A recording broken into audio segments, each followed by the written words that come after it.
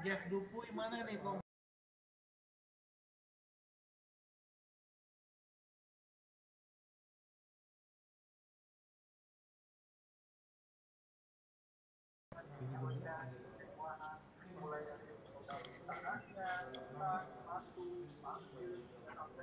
Bukan.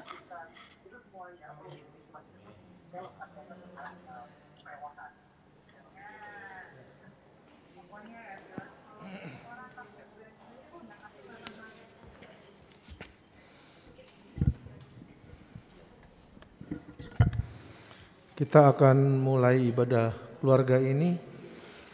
Sebelum kita mulai, kita saat teduh sejenak. Kita berdoa.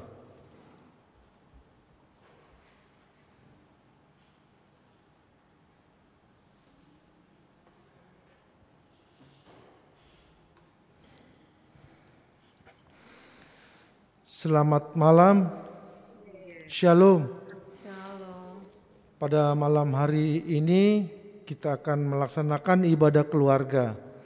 Biarlah ibadah keluarga ini dapat menjadi berkat bagi kita semua. Jemaat yang dikasihi Tuhan, untuk menyatakan kesediaan kita menyambut kehadiran Tuhan, marilah kita menghadap Tuhan yang hadir di tengah-tengah persekutuan kita.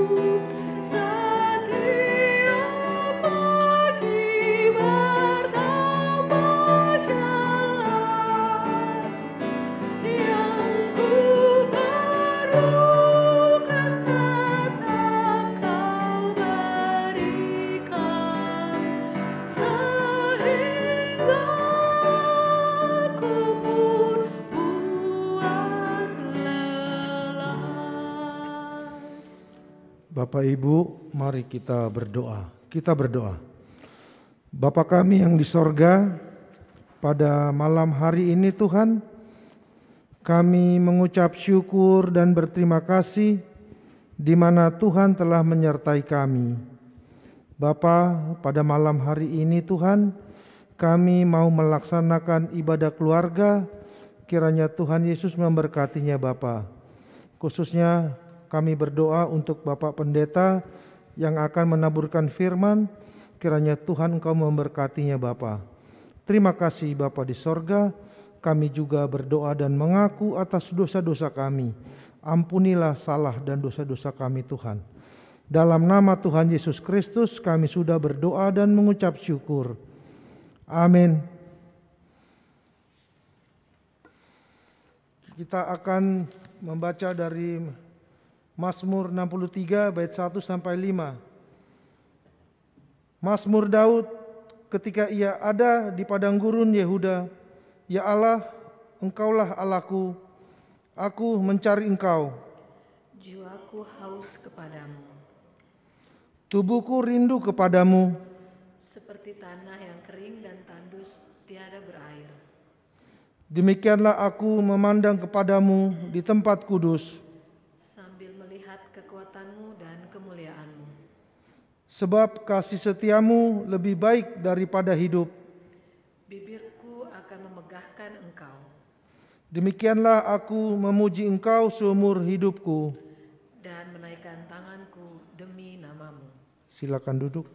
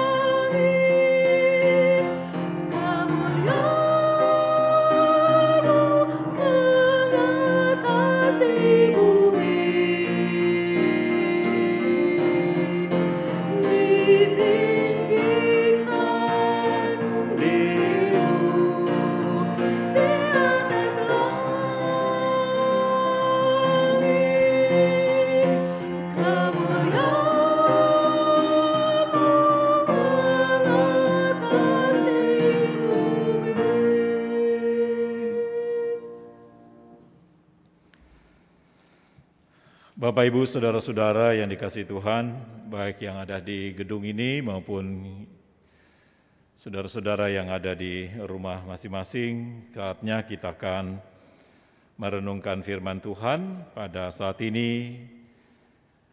Namun sebelumnya kita berdoa untuk memohon bimbingan Roh Kudus.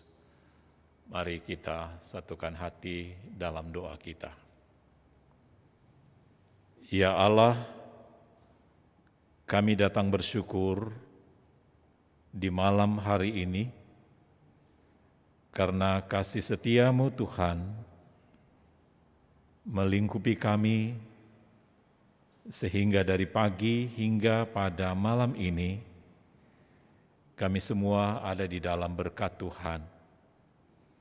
Dan terlebih pada saat ini kami bersama-sama berkumpul di dalam ibadah keluarga melalui virtual yang kami ikuti bersama-sama dari tempat kami masing-masing. Ya Roh Kudus, Engkau yang menjangkau kami semua, dimanapun juga kami berada untuk duduk di sekitar firman-Mu, untuk mendengarkan berita kebenaran-Mu, biarlah dalam tuntunan Roh Kudus-Mu kami boleh dapat memahami akan kehendak-Mu dan terlebih boleh dapat kami jalani dalam kehidupan beriman kami. Bersabdalah ya Tuhan di tengah-tengah persekutuan kami pada malam ini, karena kami semua yang sudah berkumpul ini telah siap mendengarkannya. Dalam nama Tuhan Yesus, firman Allah yang hidup. Amin.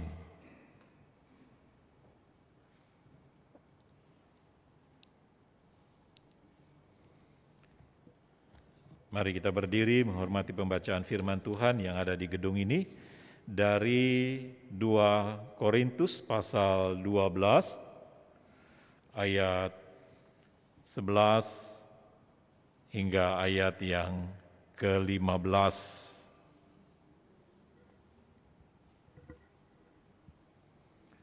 2 Korintus pasal 12 ayat 11 hingga ayat yang ke-15 yang menyatakan demikian, sungguh aku telah menjadi bodoh, tetapi kamu yang memaksa aku. Sebenarnya aku harus kamu puji, karena meskipun aku tidak berarti sedikit pun, namun di dalam segala hal aku tidak kalah terhadap rasul-rasul yang luar biasa itu. Segala sesuatu yang membuktikan bahwa aku adalah seorang rasul telah dilakukan di tengah-tengah kamu dengan segala kesabaran oleh tanda-tanda, mujizat-mujizat, dan kuasa-kuasa. Sebab dalam hal manakah kamu dibelakangkan dibandingkan dengan jemaat-jemaat lain selain daripada hal ini, yaitu bahwa aku sendiri tidak menjadi suatu beban kepada kamu. Maafkanlah ketidakadilanku ini. Sesungguhnya sekarang sudah untuk 3 kali aku siap untuk mengunjungi kamu, dan aku tidak akan merupakan suatu beban bagi kamu. Sebab bukan hartamu yang kucari, melainkan kamu sendiri. Karena bukan anak-anak yang harus mengumpulkan harta untuk orang tuanya, melainkan orang tualah untuk anak-anaknya. Karena itu aku suka mengorbankan milikku, bahkan mengorbankan diriku untuk kamu. Jadi jika aku sangat mengasihi kamu, masakan aku semakin kurang dikasihi? Berbahagialah semua orang yang mendengar firman Tuhan dan yang melakukannya. Terpujilah Yesus Kristus.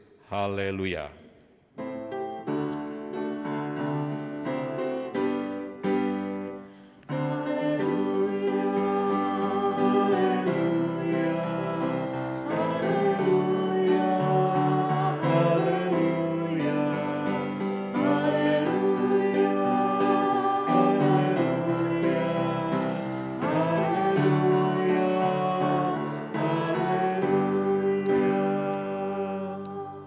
Silakan duduk. Bapak, Ibu, saudara-saudara yang dikasihi oleh Tuhan Yesus Kristus,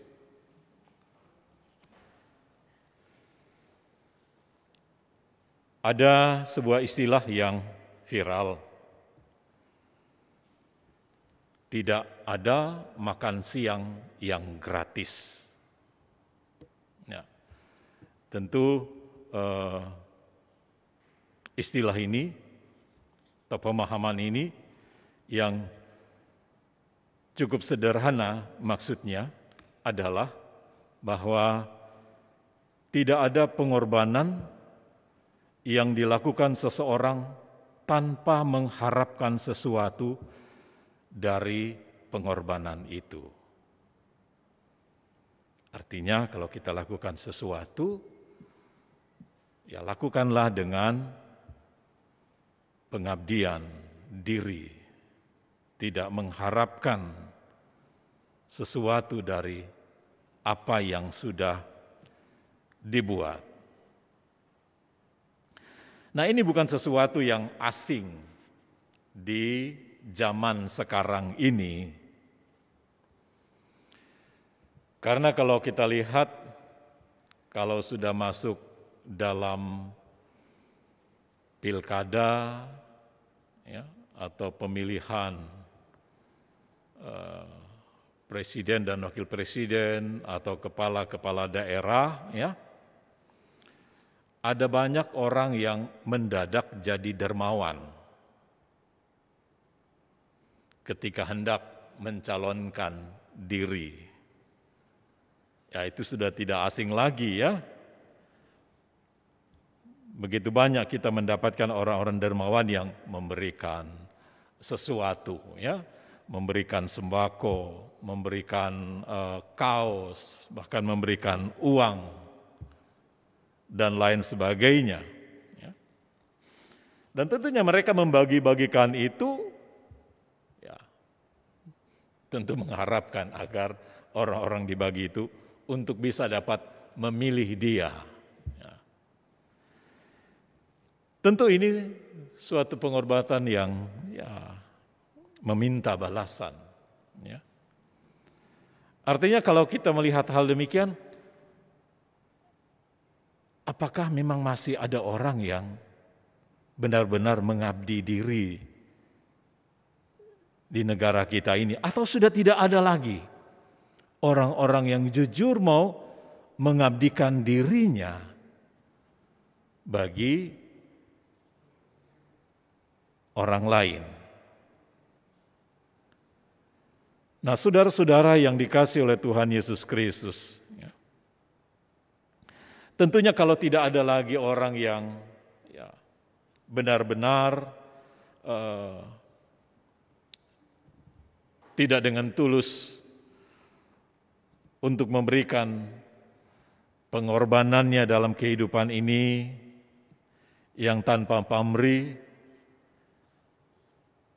saya rasa pasti masih ada orang yang melakukan sesuatu tanpa pamrih, gitu ya. Ya mungkin tidak terlalu banyak, ya. Namun paling tidak ada orang yang masih dan bisa melakukan segala sesuatu itu tanpa pamrih. Artinya mereka masih bisa dapat melakukan sesuatu itu tanpa harus meminta imbalan ataupun harapan yang akan diberikannya setelah pengorbanan yang sudah dia berikan. Nah, saudara-saudara yang dikasihi Tuhan, dalam pembacaan kita pada hari ini berbicara tentang hal pengorbanan diri, ya, sesuai dengan tema renungan kita hari ini, yaitu mengorbankan diri. Ya. Artinya, apakah memang ada orang yang benar-benar mengorbankan dirinya tanpa meminta imbalan, tanpa mengharapkan sesuatu atas pengorbanan yang diberikannya, alias memberikan itu dengan ketulusan hati. Nah, saudara-saudara yang dikasihi oleh Tuhan Yesus Kristus, dalam situasi dan keadaan yang demikian, maka lewat pembacaan kita pada hari ini kita diajak untuk melihat ya, bagaimana Rasul Paulus yang dengan pengorbanannya yang dengan tulus tidak ditanggapi dengan baik oleh orang-orang Korintus.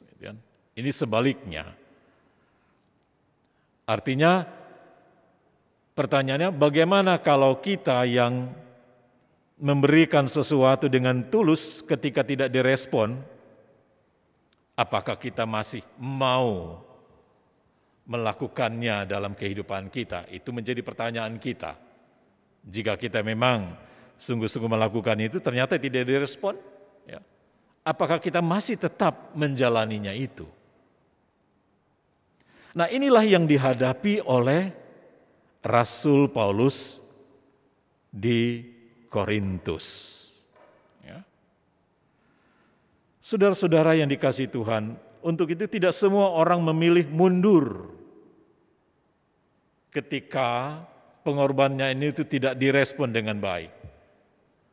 Tapi kebanyakan orang mungkin mundur. Dia tidak dukung saya, sudahlah apa dan sebagainya gitu kan.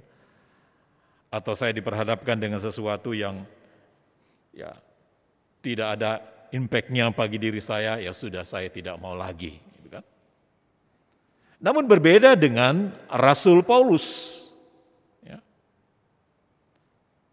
Dalam situasi yang demikian ketika jemaat Korintus membanding-bandingkan dia dengan para rasul-rasul palsu yang masuk menyusupi dan memberikan pemahaman dan ajaran yang berbeda, itu yang pada akhirnya mereka ya lebih memilih kepada rasul-rasul yang mungkin bagi mereka dalam tanda kutip lebih hebat dari Rasul Paulus. Nah, saudara-saudara yang dikasihi oleh Tuhan Yesus Kristus, oleh sebab itu Rasul Paulus memberikan sebuah pengajaran kepada jemaat Korintus pada saat itu dalam prinsip-prinsip dalam pelayanan yang ia jalani di sana. Nah, di sana diberikan suatu pemahaman bahwa tekanan tidak boleh mengubah prinsip hidup seseorang. Artinya sekalipun ada berbagai macam tekanan dan perubahan dan berbagai macam pengajaran yang mereka terima, ya, tidak boleh mengubah prinsip hidup yang mereka miliki. Ya. Sekalipun memang diperhadapkan dengan situasi dan kondisi yang berat. Oleh karena itu, Rasul Paulus katakan dalam ayat 11, sungguh aku telah menjadi bodoh. Ya. Apa maksud daripada Rasul Paulus dalam kalimat kata-kata yang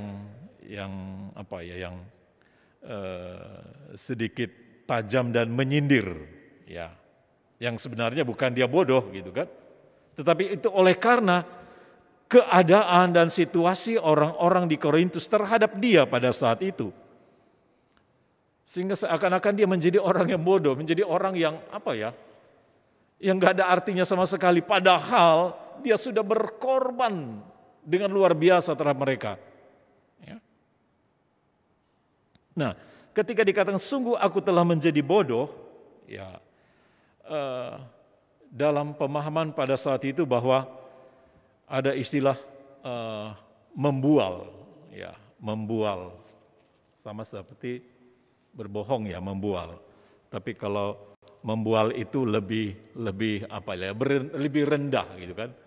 Kalau berbohong ada istilah orang bilang ya berbohong untuk baik. Tapi kalau membual ini adalah karakteristik dari orang-orang bodoh, ya. Artinya, ya hidupnya suka membual, membohongi, gitu ya. Ya. Dan ini adalah karakteristik dari orang-orang yang bodoh. Artinya di sini Paulus dipaksa untuk harus membual. Membual dalam arti bahwa, kerasulan Paulus itu tidak seperti rasul-rasul lain gitu kan. Artinya sudah langsung dia disuruh membohongi dirinya, padahal dia adalah rasul yang sejati yang kalau kita lihat pengorbanannya luar biasa begitu ya. Jadi istilah membual itu adalah karakteristik dari orang-orang bodoh ya. Artinya ya hidup mereka hanya membual. Mereka hanya percaya kepada omongan-omongan yang gampang dibual gitu dan dibohongi, mereka ikuti. Ya. Akhirnya itu yang membuat bahwa sebenarnya siapa sih yang bodoh gitu kan? Ya mau tidak mau dia sebagai seorang rasul yang ada saat itu, walaupun dia tidak salah, menjadi salah. Gitu kan? Yesus yang tidak berdosa menjadi berdosa oleh karena keberdosaan kita, sehingga dia digantung di salib. Itu sama dengan pemahamannya ini. Ya. Tetapi mereka tidak memahami bahwa pemberitaan itu adalah oleh karena salib, tapi mereka tidak melihat salib itu sebagai sebuah kebenaran yang mengungkapkan segala rahasia yang ada dalam kehidupan ini. Makanya banyak para nabi yang tidak mau memberitakan tentang penderitaan, tidak mau memberitakan tentang yang berat-berat. Kalau mereka memberitakan sesuatu yang ada penghukuman, ada memberitakan tentang bencana, memberitakan tentang kelaparan, ya mereka pasti tidak laku, tidak laris. Kalau mereka memberitakan, menceritakan, menyampaikan yang muluk-muluk, yang indah-indah, yang baik-baik, orang banyak ngikut, gitu ya. Ya, banyak yang follower kepada dia, banyak pengikutnya, istilahnya demikian. Ya.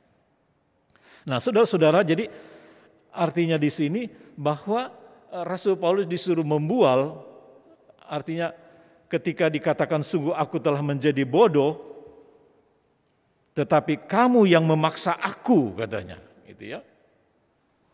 Nah, saudara-saudara yang dikasihi Tuhan, ya istilah membual ini, ya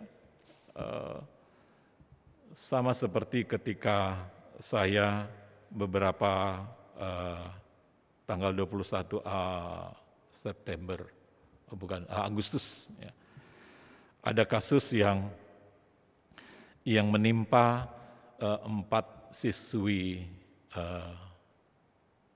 Papua yang diperlakukan tidak senonoh, ya, maaf, dilecehkan oleh pejabat, oleh politikus yang ada di Papua, ya, dan itu sempat viral, ya, beritanya baru-baru, tapi mungkin belum diekspos bahwa keempat siswi ini dilakukan pelecehan seksual oleh para pejabat, ya, dan itu sedang diteliti dan terus diungkapkan, ya, walaupun itu orang pejabat, namanya hukum harus ditegakkan, gitu ya. Namun dalam kisah itu bahwa mereka diberikan uang tutup mulut, ya, yang korban ini, gitu ya, diberikan uang tutup mulut. Namun keluarganya mengetahui bahwa anak-anaknya diperlakukan demikian, mereka naik ke atas dan melaporkan itu kepada kepolisian, dan itu diusut. Nah, setelah diusut, setelah diteliti, akhirnya di situ dikatakan bahwa kedua belah pihak sudah menjalani jalan damai. Ya. Ibaratnya memang istilahnya jalan damai, ya, seakan-akan bagus, ya, berarti ada damai di antara kedua pihak. Tetapi perbuatannya itu kan sudah melecehkan. Artinya sama dengan kita membiarkan. Artinya omongan membual sesuatu yang ketika dibiarkan itu akan menjadi masalah di kemudian hari. Dan oleh karena itu polisi tetap terus mengusut. Artinya dibilang siapapun dan pejabat siapapun dia akan tetap dikenakan hukuman, gitu kan. Jadi ibaratnya, ya, dengan sikap-sikap yang demikian, ya istilahnya inilah sikap yang sangat bodoh, gitu ya, yang tidak bisa dapat ditolerir, ya, oleh karena tekanan yang diberikan kepada mereka sehingga mereka harus tutup mulut, sehingga mereka harus berdamai satu dengan yang lain, gitu kan. Tentu ini sesuatu hal yang tidak bisa dibiarkan, gitu. Jadi ibaratnya ini cerita yang tidak baik tapi ditutupi, gitu ya. Dan ini jika sesuatu hal terjadi akan bisa menjadi masalah di kemudian hari. Nah, saudara-saudara yang dikasihi Tuhan, demikian juga halnya Rasul Paulus itu disuruh untuk membual, untuk dia dipaksakan untuk melihat bagaimana Paulus diperhadapkan dengan, ya, mereka yang ibaratnya lebih suka melihat sosok para rasul yang dalam kasat mata mereka terlihat lebih hebat dari Rasul Paulus. Mungkin mereka dalam cara berkhotbah, mereka lebih dari Rasul Paulus, ya, dan lain sebagainya. Sehingga hal itu membuat jemaat Korintus itu, ya, membeda-bedakan. Bahkan para nabi palsu, rasul-rasul palsu itu mendeskripsikan tentang kerasulannya itu diragukan. Nah, tentu hal ini yang pada akhirnya membuat ya, jemaat Korintus itu ya, jika itu dibiarkan tentu mereka akan ya, hidup dalam kebohongan, hidup dalam pembualan yang tentunya itu akan membuat mereka hidup menjadi umat yang tidak menghasilkan sesuatu yang diharapkan. Nah, saudara-saudara yang dikasihi oleh Tuhan Yesus Kristus, untuk itulah maka Paulus lebih mau berbicara tentang ya, kegagalan, penderitaan, dan kesengsaraan Kristus yang menjadi pedoman bagi dia ketimbang dia mau menceritakan dan mengungkapkan tentang kegagahan dirinya atau kehebatan dirinya. Dia lebih menyampaikan tentang bagaimana penderitaan yang dia alami itu hanya oleh karena Kristus, ya, sehingga dia boleh tetap bertahan gitu ya di tengah-tengah situasi dan kondisi yang ada pada saat itu, sekalipun dia dilecehkan, sekalipun dia diragukan tentang kerasulannya, ya, dia tetap menunjukkan eksistensi dia sebagai rasul yang sejati untuk bisa dapat ya menyampaikan apa yang menjadi dasar, alasan bagi Rasul Paulus tetap untuk pergi dan ada di tengah-tengah jemaat Korintus pada saat itu. Ya. Artinya di situ bahwa orang-orang Korintus tidak melihat salib itu sebagai pusat pemberitaan. Jadi mereka adalah orang yang bodoh melihat salib itu sebagai ya pusat yang bagi mereka itu sesuatu hal yang tidak membanggakan. Ya. Tetapi Rasul Paulus mau menjadikan salib itu sebagai pusat pemberitaan sehingga bagi dirinya tidak ada yang dibanggakan atas dirinya di hadapan ya, jemaat di Korintus pada saat itu. Tetapi rasul-rasul palsu yang lain justru membanggakan, menonjolkan kehebatan mereka, ya, popularitas mereka di hadapan jemaat Korintus yang ada pada saat itu, sehingga mereka ya, terpengaruh dengan pembualan, pembohongan itu yang dibiarkan bertumbuh dalam kehidupan mereka pada saat itu. Nah, saudara-saudara yang dikasihi Tuhan, oleh karena itu orang yang mengagungkan hikmat dunia ini lebih mementingkan kuasa, ketenaran, atau reputasi, kenyamanan. Dan itu adalah kebodohan bagi Allah. Ya. Yang seharusnya hikmat Allah itu bagaimana mereka menjadikan ya, penderitaan itu sebagai kekuatan bagi mereka untuk tetap terus berdiri di atas pengajaran yang disampaikan oleh Rasul Paulus kepada mereka pada saat itu. Artinya tekanan tidak boleh mengubah prinsip hidup mereka. Ya. Makanya dia mengajak, yang seharusnya kamu itu memuji saya katanya gitu kan. Tetapi kamu yang memaksa aku, sebenarnya aku harus kamu puji. Artinya tidak ada yang tidak bisa dapat mereka melihat tentang bagaimana Paulus yang dengan pengorbanannya yang benar-benar memberikan seluruh hidupnya ya bagi jemaat Korintus, ya. Bahkan dia katakan, aku ini sebagai orang tua dan mereka dianggapnya sebagai anak, gitu kan. Sebagai orang tua, ibaratnya di situ tentulah dia akan memberikan sesuatu bagi anaknya, bukan anak yang memberikan kepada orang tua. Jadi membayangkan bahwa begitu dalamnya pengorbanan Rasul Paulus dan menganggap jemaat Korintus sebagai anaknya, sehingga dia sebagai orang tua yang memberikan sesuatu kepada mereka. Dia tidak pedulikan dirinya, gitu kan. Ada yang mereka menganggap bahwa Rasul Paulus di sana mencari keuntungan dan lain sebagainya. Dan tentu itu dipengaruhi oleh ya pengajaran-pengajaran atau rasul-rasul palsu yang ada pada saat itu. Nah, saudara-saudara yang dikasihi oleh Tuhan Yesus Kristus, tentunya banyak hal-hal yang mengajarkan kepada jemaat Korintus melihat bagaimana Rasul Paulus selama ada bersama-sama dengan mereka di tengah-tengah kehidupan yang mereka alami pada saat itu. Apakah tekanan dalam berbagai macam pelayanan, persekutuan mereka pada saat itu, mereka kehilangan pemahaman yang benar akan ajaran yang disampaikan oleh Rasul Paulus kepada mereka. Nah, saudara-saudara yang dikasihi oleh Tuhan Yesus Kristus, kita hanya mampu memegang prinsip yang ada dalam hidup kita jika kita tidak ada dalam tekanan, ya. Dan semuanya berjalan sesuai dengan rencana kita. Kita bisa tetap memegang prinsip itu jika kita tetap ada dalam tidak ada dalam tekanan, semuanya berjalan dengan sesuai dengan rencana. Tetapi ketika ada dalam sebuah tekanan yang berat, ya, maka hal itulah yang menjadi sebuah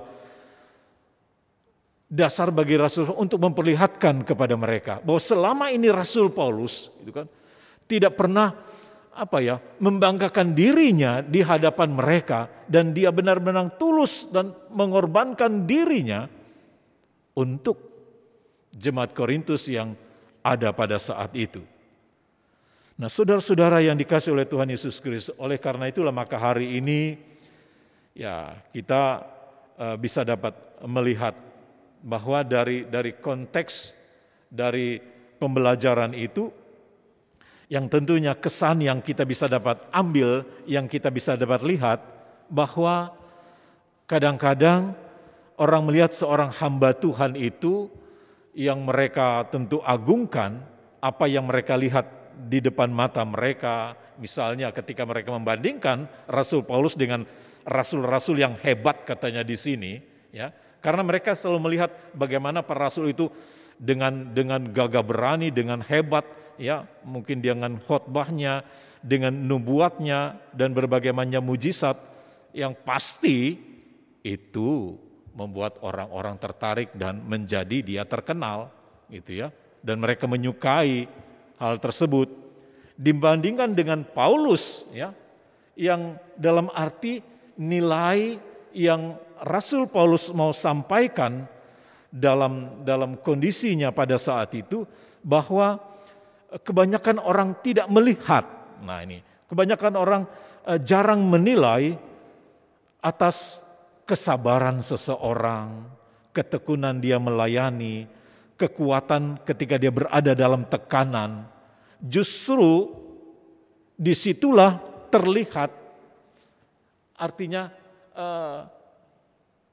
kerasulan yang sejati itu.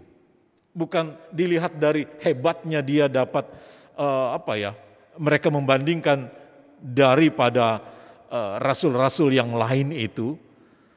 Mereka tidak melihat bagaimana seorang rasul yang dia itu dapat membuktikan kerasulannya itu karena kesabaran yang dimiliki oleh Rasul Paulus menghadapi berbagai macam tekanan.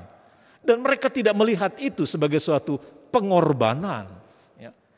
Atau dengan ketekunan dia melayani, dia tidak memusingkan dirinya, pekerjaannya atau apa yang dia miliki, yang dia punyai, dia tetap menjalani itu.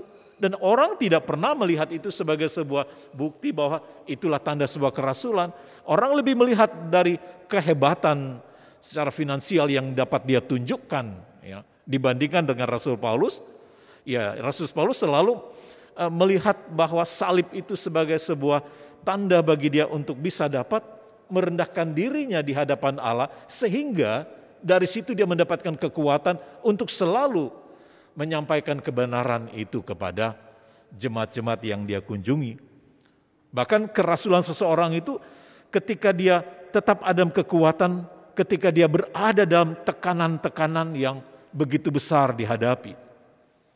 Makanya Rasul Paulus katakan duri dalam dagingnya, ya, membuatnya untuk merontokkan kebanggaan, keakuan, dan menggantikannya dengan kerendahan hati. Itulah kekuatan Rasul Paulus. Artinya dia mau berbicara kepada jemaat Korintus bukan karena kehebatan yang dia alami, justru karena kebanggaan dia bahwa dia mampu untuk merendahkan diri dalam segala kesabaran yang dia hadapi pada saat itu. ketekunan dalam pelayanan yang berat. Dia dipenjara, dia difitnah, dia diskriminasi, dia diragukan tentang kerasulannya, sampai pada akhirnya dia mati syahid. Ya, menunjukkan bahwa ia adalah rasul yang sejati. Tetapi orang-orang Korintus tidak melihat hal itu sebagai bukti kerasulan, bahwa Paulus itu adalah benar-benar rasul yang sejati. Nah, saudara-saudara yang dikasihi Tuhan, tentunya dari peristiwa dan kasus yang dihadapi, yang dialami oleh Rasul Paulus di jemaat Korintus itu, tentu hendak mengingatkan kepada kita sebagai gereja yang terpanggil. Bukan saja gereja membutuhkan orang-orang yang siap dan mau melayani, tetapi dibutuhkan juga orang-orang yang mau berkomitmen. Orang yang berkomitmen itu adalah orang-orang yang mau berkorban dalam segala hal, apapun yang dia hadapi, tekanan apapun yang dia jalani, dia tetap terus menjalani kehidupan dalam kesetiaannya kepada Kristus yang telah memanggil dia. Dan itulah yang telah dilakukan oleh Rasul Paulus, sekalipun dia difitnah, sekalipun dia didiskriminasi, diragukan tentang kerasulannya, ya. Tapi itulah yang dia banggakan, bahwa salib itu adalah sebuah kebenaran yang membuat dia tetap menunjukkan bahwa kerasulan sejati itu bukan seperti apa yang dipandang dan dilihat oleh orang-orang Korintus pada saat itu, yang melihat bagaimana kehebatan, ya, rasul-rasul yang ada pada saat itu, sehingga mereka menyepelekan dan meragukan tentang kerasulan Rasul Paulus. Namun Rasul Paulus tidak menyerah dan tidak membiarkan dirinya terus dalam kondisi yang demikian, tetapi dia tetap berkomitmen dalam menjalankan tugas, tanggung jawab, dan panggilannya pada saat itu, sekalipun tekanan, beban, masalah yang terus dia hadapi dalam pelayanan itu, dia tidak mundur. Tetapi dia tetap terus berkomitmen, karena itu panggilan bagi dia, bukan hanya untuk dapat melayani dalam kondisi keadaan yang nyaman. Justru kerasulan seorang rasul itu dapat dilihat ketika dia mampu dan dapat bertahan dalam tekanan-tekanan yang berat. Namun sayangnya orang-orang Korintus tidak melihat itu sebagai suatu kerasulannya. Mereka lebih melihat dari yang lebih orang suka lihat itu, seperti bagaimana rasul-rasul itu dengan khotbah yang hebat, dengan menunjukkan reputasinya yang mungkin lebih tinggi dari rasul-rasul yang lain, sehingga mereka dengan mudah membandingkan hal tersebut. Namun disinilah Rasul Paulus mau menyampaikan hal itu kepada mereka, bahwa sesungguhnya kamu puji aku, gitu katanya, bahwa aku sudah begitu banyak berkorban untuk kamu. Ya. Dan semuanya itu tentu Rasul Paulus lakukan karena dia melihat seseorang yang benar-benar sudah berkorban bagi dirinya, yaitu Kristus Yesus, yang telah memberi dirinya seluruh hidupnya untuk Rasul Paulus yang dulunya sebagai seorang yang tidak mengenal Allah, kini dia telah dipanggil untuk bisa dapat memberitakan tentang Yesus yang dengan pengorbanannya yang luar biasa menyelamatkan dia.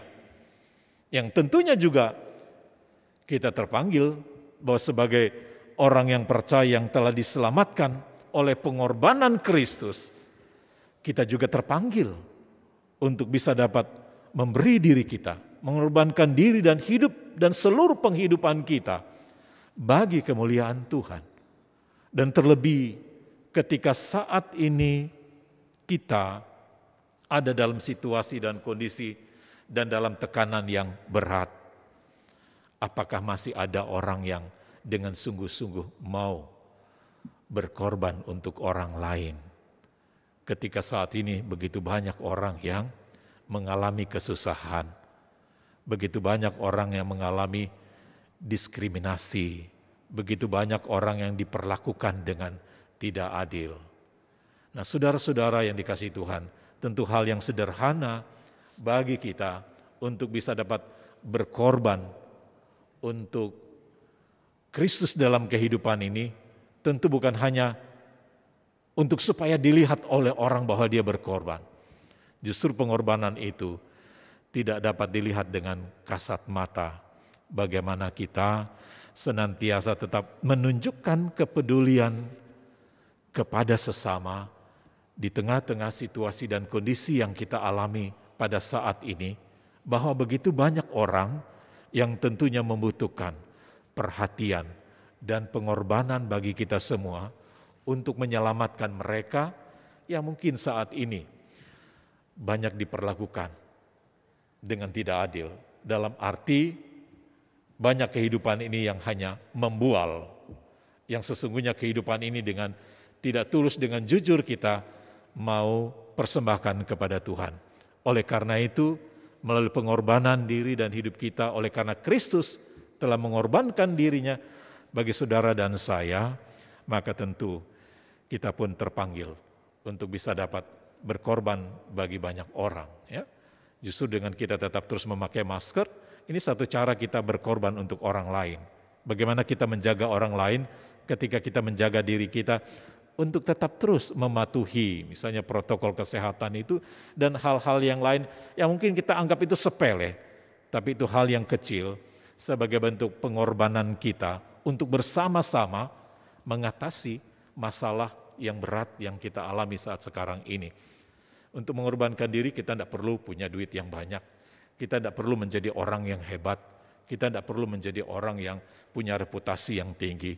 Tetapi ketika kita merasa bahwa diri saya telah diselamatkan oleh Kristus, oleh pengorbanannya, maka saya juga terpanggil untuk bisa memberi diri saya sebagai korban yang hidup, yang kudus, dan yang berkenan kepada Tuhan, yaitu melalui cara hidup kita, dimanapun juga kita berada, supaya nama Tuhan itu senantiasa tetap terus dipermuliakan lewat tindakan, perbuatan, dan berbagai macam hal yang dapat kita jalani dalam kehidupan kita dimanapun juga kita berada.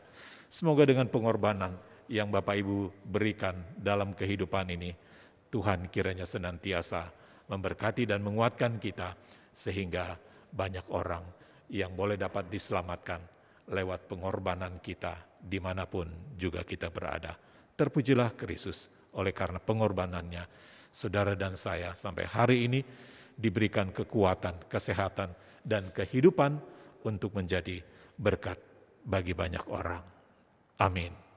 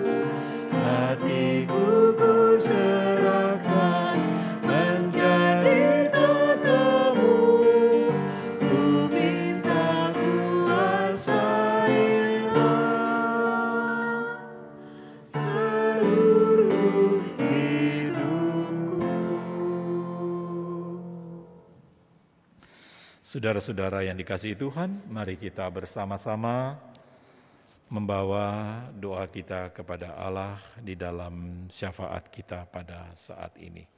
Mari kita berdoa. Allah yang Maha Kasih, kami bersyukur untuk pengorbanan-Mu bagi kami semua, sehingga kami boleh diselamatkan, kami boleh ditebus dari hidup yang hina ini menjadi berarti di mata Tuhan. Oleh karena itulah kami datang dan memberi diri dan hidup kami untuk Tuhan pakai, karena pengorbanan yang Engkau nyatakan bagi kami lewat kematian dan kebangkitan-Mu membuat kami terus bersyukur atas kehidupan yang Engkau beri.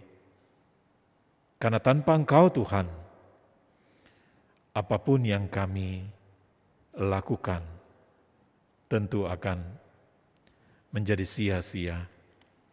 Karena itu segala sesuatu yang kami kerjakan dan lakukan,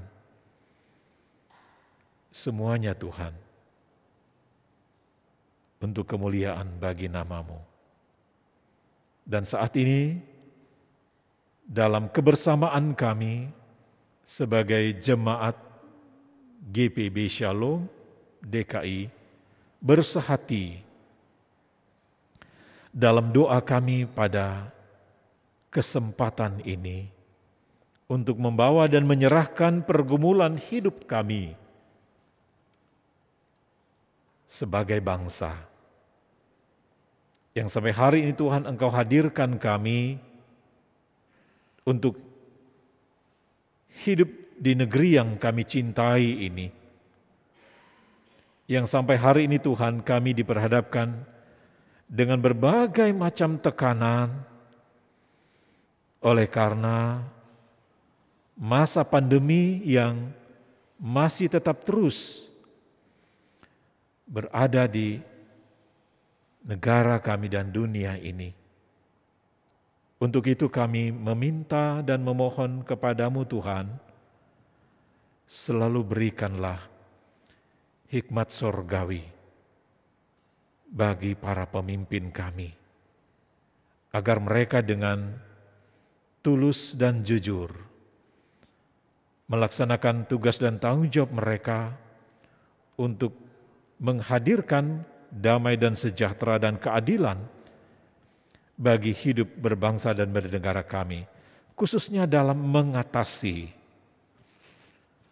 COVID-19 yang sampai hari ini Tuhan menjadi tanggung jawab kami bersama untuk memerangi penyebaran COVID-19. Baik dengan cara untuk tetap terus mematuhi protokol kesehatan, dan memberi diri kami untuk divaksinasi, dan tetap terus menjaga kehidupan kami untuk tetap selalu sehat. Kami percaya semuanya itu akan bisa berlalu jika tanggung jawab itu kami pikul bersama-sama dengan sehati, membawa dan menyerahkan itu dalam kuasa Tuhan yang menolong dan memampukan kami untuk berjalan bersama dalam mengatasi COVID-19 ini. Berkati Bapak Presiden Jokowi, kami tahu Tuhan beban berat sedang Dia pikul di masa-masa kepemimpinannya ini. Hanya Engkau Tuhan yang tetap memberikan Dia hikmat sorgawi, agar segala kebijakan yang diberikan membawa rasa aman dan damai dalam kehidupan kami berbangsa dan bernegara. Demikian juga dengan Wakil Presiden Ma'ruf Amin bersama dengan para menteri dan seluruh kepala-kepala daerah, TNI, Polri, para medis, dokter dan perawat, mereka yang ada di barisan terdepan dalam menangani COVID-19 ini. Tuhan sertai lindungi mereka, agar mereka mampu dan dapat menjalankan tugas dan tanggung jawab mereka dengan baik. Demikian juga kami menyerahkan kehidupan kami sebagai gereja yang Kau hadirkan di tengah-tengah bangsa kami ini. Sebagai gereja Protestan di Indonesia bagian Barat, yang hadir di beberapa provinsi di Indonesia ini Tuhan, biarlah Engkau senantiasa menolong dan memampukan kami untuk dapat berkomitmen dalam tugas dan panggilan kami di tengah-tengah dunia ini, bahwa seberat apapun masalah yang kami hadapi, kami tetap setia untuk tetap terus melayani Tuhan dalam kondisi apapun. Ya Tuhan Allah Bapa di surga, secara khusus kami menyerahkan GPB dalam persiapan pelaksanaan persidangan yang akan dilaksanakan bulan Oktober. Engkau memberkati fungsionaris Majelis Sinode bersama dengan panitia pelaksana sidang. Tuhan juga memampukan mereka untuk tetap terus mempersiapkan segala sesuatu yang sampai hari ini Tuhan, untuk mensosialisasi persidangan lewat virtual yang baru pertama kami lakukan ini Tuhan, tentu sesuatu yang tidak mudah. Karena itu kami memohon Engkau ya Tuhan, berikanlah kami semua, terlebih panitia, dalam pelaksanaan dan mempersiapkan segala sesuatu ini dengan baik, khususnya bagi semua utusan yang mengikuti dari jemaat-jemaat masing-masing. Biarlah Tuhan mempersiapkan segala sesuatu yang dipersiapkan, sehingga seluruh jemaat yang mengikuti sidang dari tempat masing-masing mampu dan dapat mengikutinya dengan baik. Ya Allah Bapa di surga, untuk itu kami menyerahkan kehidupan persekutuan dan pelayanan kami sebagai jemaat-Mu GPB Shalom yang Kau hadirkan di tengah-tengah kehidupan persekutuan dan pelayanan. Terlebih di masa pandemi ini Tuhan, kami bersyukur pelayanan yang secara virtual tetap terus kami jalani. Biarlah Tuhan memberkati tim multimedia yang tetap terus menjadi kawan sekerja dalam pelayanan di masa pandemi ini. Tuhan tolong mereka dan berikan mereka kesehatan dan kekuatan selalu, agar tetap terus mempersiapkan ruang-ruang yang kami gunakan secara multimedia untuk kami bisa dapat ikuti lewat ibadah-ibadah dari tempat kami masing-masing. Dan terlebih bagi kami semua yang terlibat dalam seluruh kegiatan pelayanan di masa pandemi ini Tuhan, Engkau tutup bungkus kami, pagari kami Tuhan, lindungi kami dari segala penyakit. Biarlah kuasa Tuhan yang senantiasa menaungi kami, sehingga pelayanan di masa pandemi ini tetap terus kami dapat lakukan dengan tuntunan kasih setia Tuhan. Ya Bapa di surga, pergumulan yang tak henti-hentinya kami bawa dan naikkan kepadamu, bagi saudara-saudara kami yang dalam keadaan sakit, mereka yang dalam masa perawatan, mereka yang dalam proses untuk pengobatan, biarlah Tuhan juga senantiasa menyertai mereka, dan juga mereka yang dalam usia lanjut, biarlah Tuhan juga selalu menguatkan dan memberikan semangat hidup dalam mereka menjalani hari demi hari.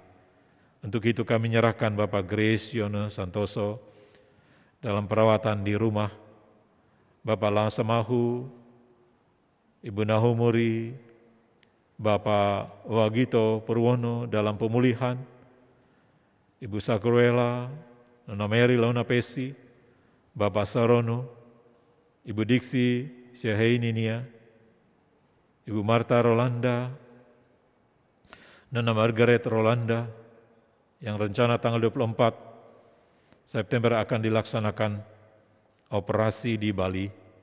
Tuhan, waktu Tuhan Engkau berikan untuk bisa dapat melaksanakan proses ini. Kami percaya kasih dan kuasa-Mu bersama-sama dengan Margaret. Demikian juga kami menyerahkan Ibu Joyce Alexandra Wardana Tumoyu dalam perawatan di rumah. Tuhan juga senantiasa memulihkan dia. Bapak Abraham Rastoidi yang juga dalam perawatan di rumah. Kami juga menyerahkan Ibu Parengkuan, Bapak Harlen Langitan, Ibu Lantang, Ibu Rosemary Sihaan dalam pemulihan di rumah, Ibu Sihaya, Ibu Kaligis, Bapak John Samalo, Bapak dan Ibu Manafe, Bapak Hananta Boga, Bapak Susito Kasan Prawiro, Bapak Yudo Simaungsong yang juga dalam perawatan di rumah.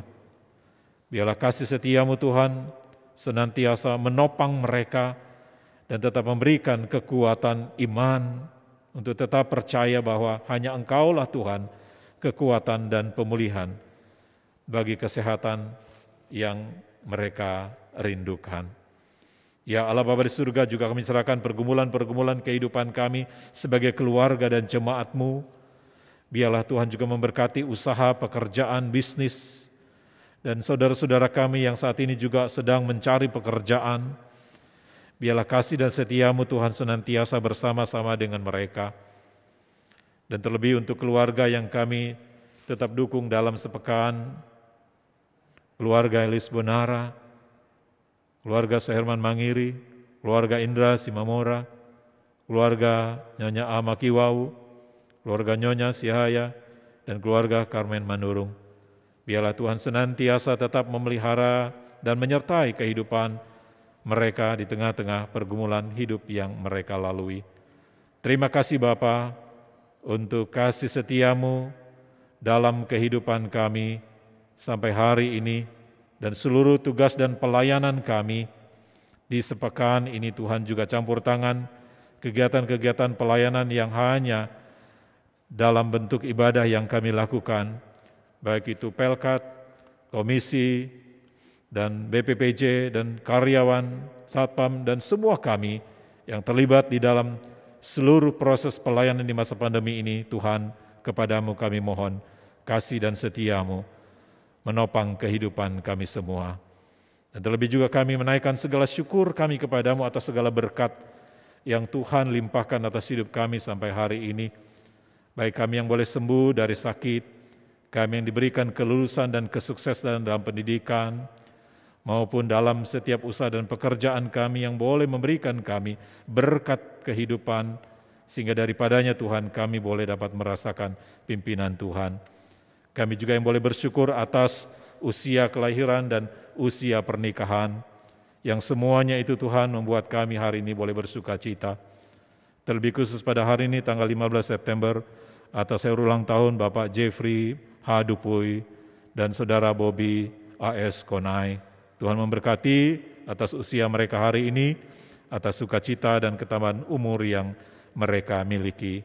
Biarlah berkat kasih karunia Tuhan Yesus Kristus menyertai di usia mereka yang baru ini. Demikian juga untuk seluruh kehidupan kami semua yang boleh merasakan sukacita atas segala berkat yang Engkau karuniakan dalam kehidupan kami sampai hari ini, dan semuanya terjadi oleh karena kasih sayang yang daripada Tuhan. Inilah doa kami, inilah permohonan serta syukur yang kami naikkan kepadamu pada malam hari ini. Dan di atas semua ini kami mohon ampun atas segala dosa dan kesalahan kami yang telah kami perbuat melawan kehendak-Mu. Di dalam nama Tuhan Yesus Kristus yang telah mengajar kami berdoa bersama-sama. Bapa kami yang di surga, dikuduskanlah nama-Mu, datanglah kerajaan-Mu, jadilah kehendak-Mu di bumi seperti di surga. Berikanlah kami pada hari ini makanan kami yang secukupnya, dan ampunilah kami akan kesalahan kami, seperti kami juga mengampuni orang yang bersalah kepada kami. Dan janganlah membawa kami ke dalam pencobaan, tetapi lepaskanlah kami daripada yang jahat.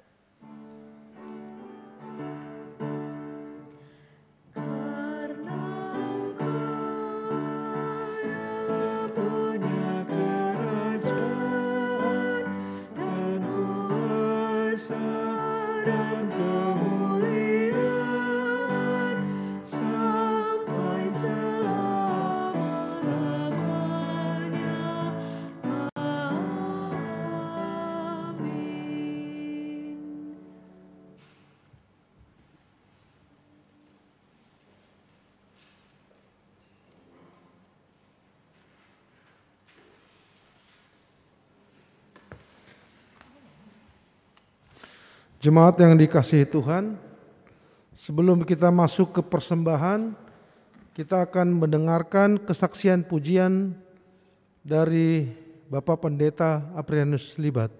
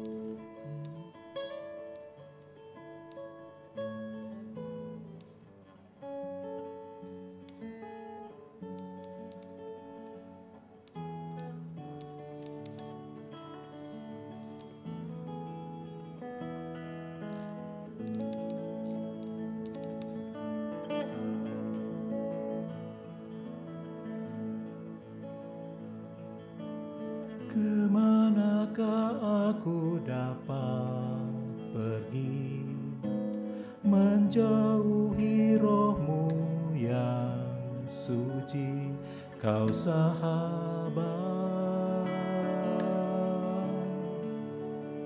dan Kau dekat,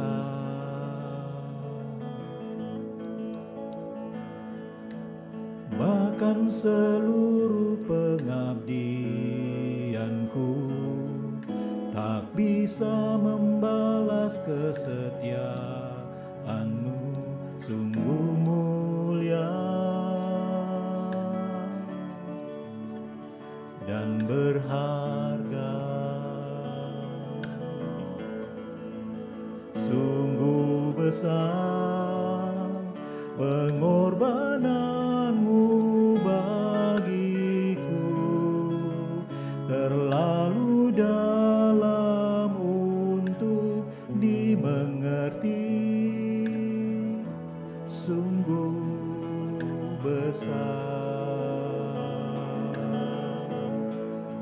sungguh indah yang Kau pikirkan tentangku, tak terselami bagiku. Sungguh indah.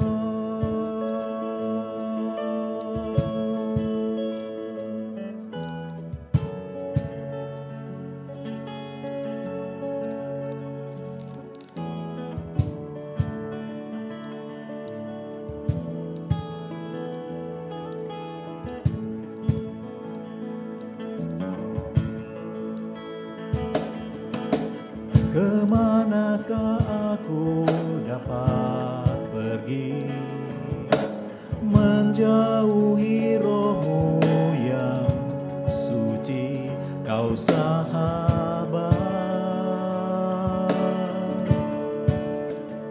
dan Kau dekat,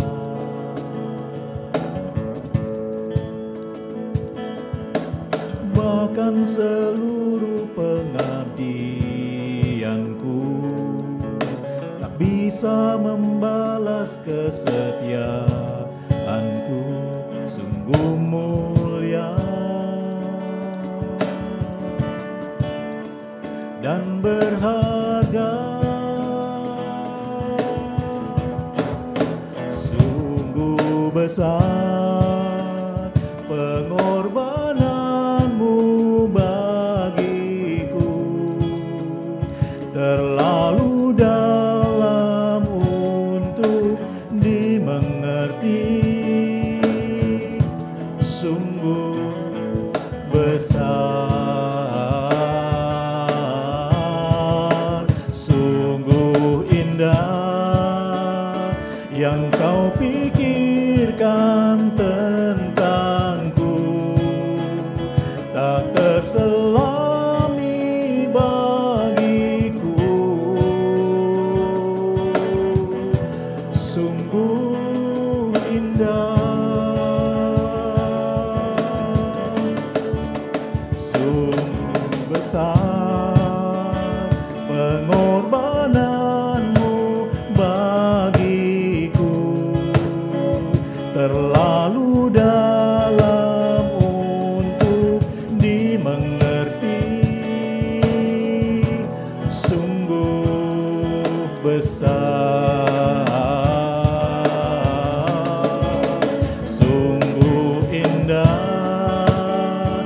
yang kau pikirkan tentangku tak terselami bagiku.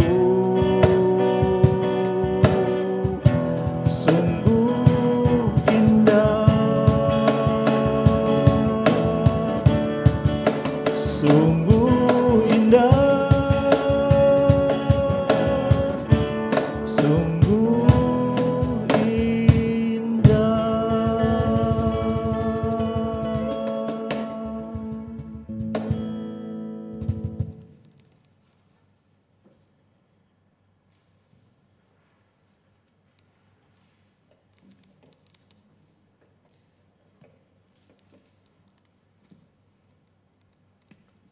Jemaat, marilah kita mengucap syukur kepada Tuhan dengan memberi persembahan kepadanya.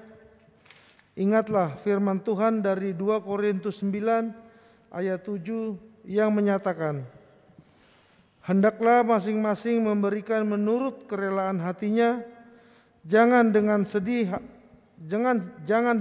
hati atau karena paksaan, sebab Allah mengasihi orang yang memberi dengan sukacita. Tuhan memberkati saudara dan persembahan saudara.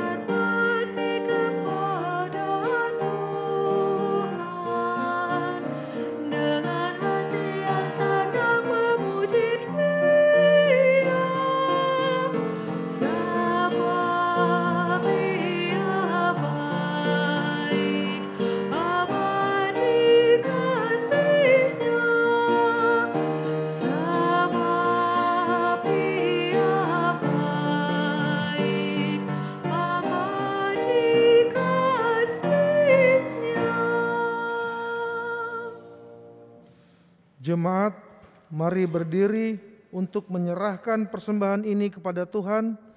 Dalam doa syukur, kita berdoa. Ya Tuhan Yesus, Engkaulah segala-galanya dan sumber hidup kami. Kepadamu kami menyerahkan pemberian sukarela sebagai tanda persembahan tubuh, jiwa, roh, dan segenap hidup kami untuk kemuliaan-Mu. Terimalah dan kuduskanlah ya Tuhan, agar dipakai untuk pelayanan kasih dan keadilan kepada sesama dan demi pembangunan tubuh Kristus. Amin. Silakan duduk. Warta sektor. Ibadah Pelkat PKB akan diadakan pada hari Kamis, tanggal 23 September 2021, pukul 19.30. Dilaksanakan secara online melalui aplikasi Zoom dengan pelayan firman Penatua Billy Malingkas. Pelayan liturgi Bapak Leo Sayangbati. Dimohon perhatian anggota PKB dalam ibadah tersebut.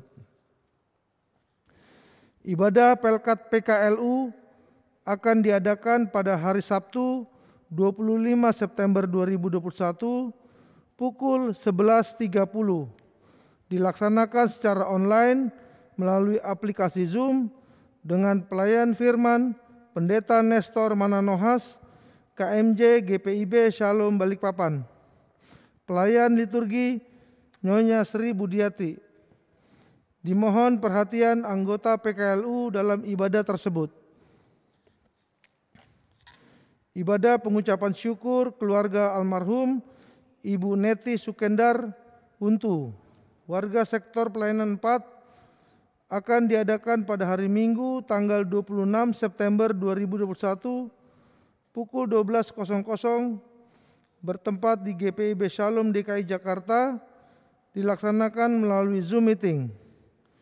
Ibadah dilayani oleh pelayan firman Pendeta Aprianus Libat, pelayan liturgi Diakon Jeffrey Obe Raranta. Demikian untuk diketahui oleh warga jemaat. Telah dimuliakan Bapa di sorga, Nyonya Dwi Dia Harimukti, warga jemaat GPIB Petrus DKI Jakarta, kakak kandung dari Penatua Yogianto Edi Sudarsono, Sektor 2, dalam usia 54 tahun pada hari Selasa 14 September 2021 pukul 05.20 di Rumah Sakit Darmais. Ibadah pelepasan dan pemakaman pada hari Rabu tanggal 15 September 2021 pukul 09.30 dari Rumah Duka Elim Rumah Sakit Harapan Kita langsung menuju TPU Petamburan untuk dimakamkan. Majelis dan segenap warga jemaat GPIB Shalom di DKI Jakarta menyampaikan turut berduka cita. Kiranya Tuhan Yesus Kristus memberikan kekuatan dan penghiburan kepada segenap keluarga yang ditinggalkan.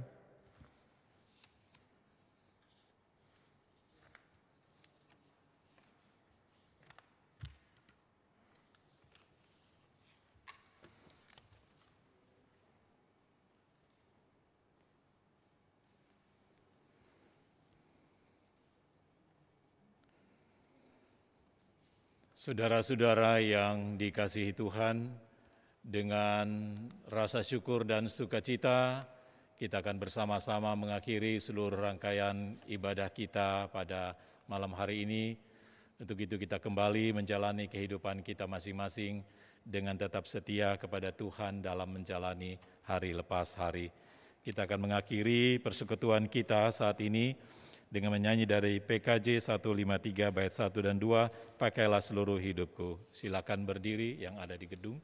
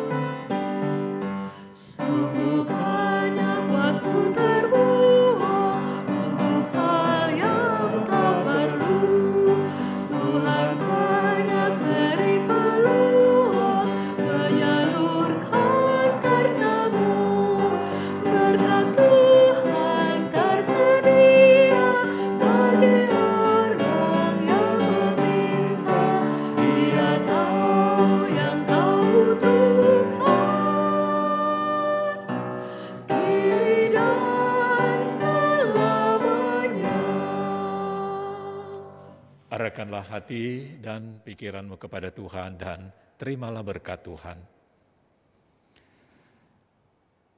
Kasih karunia Tuhan kita Yesus Kristus, pengasihan daripada Allah Bapa, dan di dalam persekutuan dengan Roh Kudus, menyertai kita semua dari sekarang ini sampai selama-lamanya.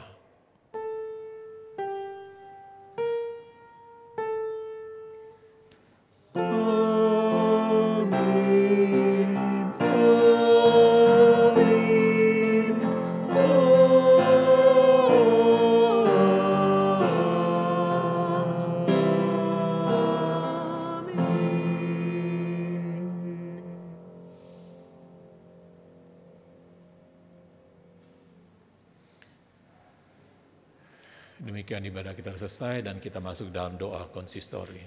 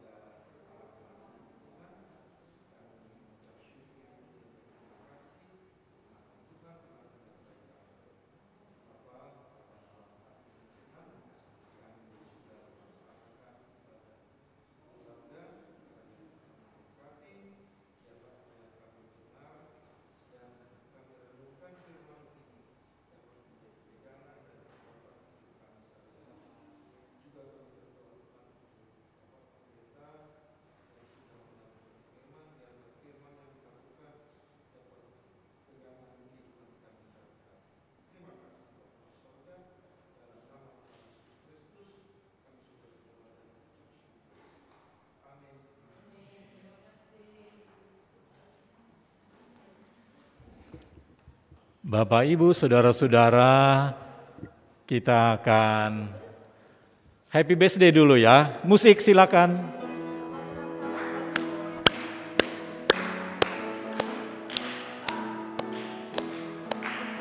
Happy birthday to you. Happy birthday to you. Happy birthday, happy birthday, happy birthday to you. Happy birthday to you. Happy birthday to you. Happy birthday, happy birthday, happy birthday, Pak Dupuy. Selamat ulang tahun. Selamat panjang umur, sehat selalu Pak Dupuy. Doa kami selalu untuk yang berulang tahun hari ini ya, juga dengan Bapak Konai. Semoga kasih setia Tuhan selalu menyertai memberkati.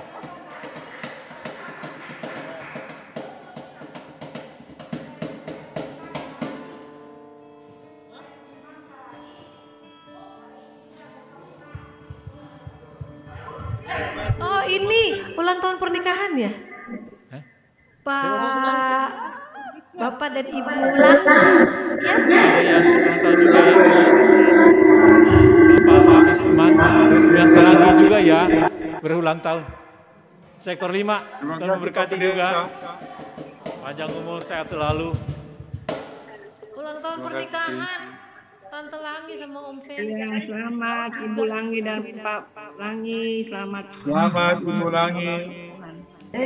Sama-sama Pak Dupuy. Terima kasih, Tuhan Yesus memberkati. Tuhan Yesus memberkati. Sama-sama. Selamat ya, Pece. Kita kan joget. Ibu Langi, Pak Langi juga ulang tahun. Terima kasih. Terima kasih. Happy birthday. Ibu Maki Wangi, terima kasih. Tuhan Yesus berkati semuanya. Terima kasih atas Terima kasih, Tuhan Yesus ucapan dan doanya. Seumur berapa Pak Dupuy? Ya, Seumur berapa? 26. Hah? 26. 26, masih 26. Masih muda banget. Muda Iya. banget. Masih Situ baru 7 tahun terus sekali. Iya. 26 tahun, baru 26 tahun. Puji Tuhan. 62, 55, Pak Dupuy baru 7 tahun turun so kawin. Oh iya. Kan orang tante lahir duluan. Oke deh, terima kasih. Selamat malam Terima semua. kasih, selamat. Ya. Sampai Ya. jumpa. Ya. Tante Tina, dah. Dah. Kapan? Bu Marvin? Ya. Itu Kapan? lagi bujuk Pak Pendeta dulu biar dia bisa jalan dulu nanti. Iya. Pamit ya. Selamat ya. Iya, selamat. Terima kasih, Bro Marvin. Selamat. Oke, duluan live ya. Dah. Dah. Perpanjang terus. Ya lagi ada itu GP kenapa gereja lagi ada Zooman